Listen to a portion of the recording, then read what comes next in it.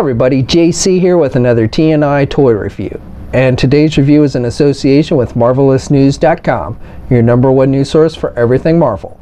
And for today's review, I'm going to be taking a look at the brand new Marvel Legends 6-inch Prowler figure from Hasbro. Now this figure is part of the Spider-Man Lizard Build-A-Figure wave, and it comes packaged in the same style we see with all the Marvel Legends, with the black box and red highlights. Up at the top you've got the Legends series logo. The figure is clearly displayed in the window box. Down below you've got the Spider-Man logo and the name of the character. On the sides of the packaging you have artwork for Prowler, and then on the back of the packaging you have a look at the actual figure, a brief bio in multiple languages, and then down below a look at all the figures in the wave that you need to get in order to complete the Lizard Build-A-Figure. Alright, let's get this open and take a look at what's inside. Okay, so here's a look at the figure outside the packaging along with the other content. So first of all, you get the right leg for the Lizard Build-A-Figure, and I'll be taking a look at the Lizard in its own review once I've looked at all the figures in this wave, so be sure to check back for that. Okay, so for the actual figure, we don't get any accessories. He does have the cape, which is removable. You can just lift it up off of his head. It's made with that vinyl material, and it's just purple on both sides. And you've got the collar, which looks kind of like a scarf type piece, and he's got the little tab that fits in the hole on the back here. So that's really the only kind of accessory that he comes with. And I do think the cape looks pretty good on the figure. I like the way it hangs and everything, so I think they did a pretty good job with that. Now, if you're not familiar with Prowler, there's actually been multiple people over the years that have taken on the Prowler identity, but the original was known as Hobie Brown, and if that name sounds familiar, it's because it's also the name of another character that was included in this wave.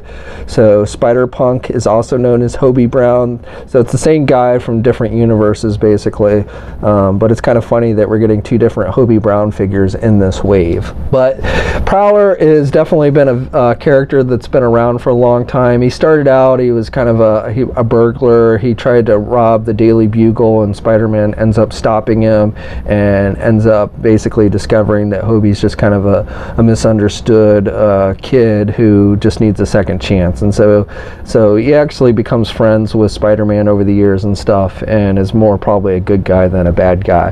But this version, I think they've done a pretty good job. My only complaint comes with these gauntlets on both his wrists and his feet.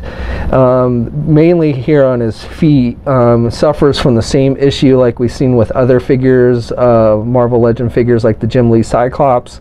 These are separate pieces. These things here, both on the wrists and the ankles, are separate pieces. They're made with a rubber material, and the problem is they don't stay in place. This is the longest I've been able to get them to stay in place, and they generally just kind of, when you start fiddling with the figure, just have a tendency to drop down to the ankle and look really stupid. So that's just something you've got to be wary of. You might even want to take with these ones on the ankle and take a hairdryer and loosen it up so that you can really get this pushed up to where it should be. It should really kind of meet where the boot cuff starts. That's how it is in the comic book. So, and I've had a hard time getting it to really push up that far. So, like I said, you might want to loosen them up a little bit with a hairdryer or something. The ones on the wrist look better, but I think maybe they look a little too big, especially this one on the right arm. These are part of his costume gimmick where they shoot out darts and stuff, but I think it would have looked better if they had just sculpted these as opposed to making these separate pieces. I don't think it works very well on the figure. Now the figure itself incorporates the Spider UK mold. It is just a reuse of that. It's been modified because it's got the hole on the back for the cape, but it is the same mold as that Spider UK. The hands are different. The hands are shaped more like with claws, because that's again part of his costume gimmick, so he can scale up walls. And I think they look pretty good. The hands and the gauntlets are done with a metallic purple, as is this belt piece, which is a separate piece on the figure. And then again with the gauntlets here on the boots are done with that metallic. And then the boots themselves and the mask are a darker purple, and they match the cape. And then I like the head sculpt. I think they've done a good job with the head sculpt. These black portions around the eyes are actually sculpted on the figure. They're not just painted. And then he's got the white eyes, and definitely has that kind of McFarlane Spawn look to it. And at one time McFarlane did draw this character in Amazing Spider-Man when he was doing the artwork on Amazing Spider-Man, and definitely had that kind of Spawn look to him. So this figure stands just a little bit under 6.5 inches tall. Here's a comparison with the Spider UK figure, which is about the same height. And then finally, here's a comparison with a more recent Hasbro Marvel Legends Spider-Man figure. This is the one from the San Diego Comic-Con Raft box set. Okay, so for articulation, you can turn the head to the left and to the right, and he can look down pretty good, and then he can have him look up pretty good as well. He can look up about that much, a little bit further if you want to kind of have it off the ball joint there. And then he does not have any pivot to the left or the right. Arms attached with your standard ball hinge joint there at the shoulder, so he can get his arm out good. He's got good rotation. He's got a bicep swivel. He's got a double hinged elbow, so he can bend his elbow about that much. Then he's got rotation at the wrist and hinges on the hands, so good up and down movement with the hands. He's got an ab crunch type joint, so he can crunch down that much, and then he can look back about that much. He's got a waist swivel.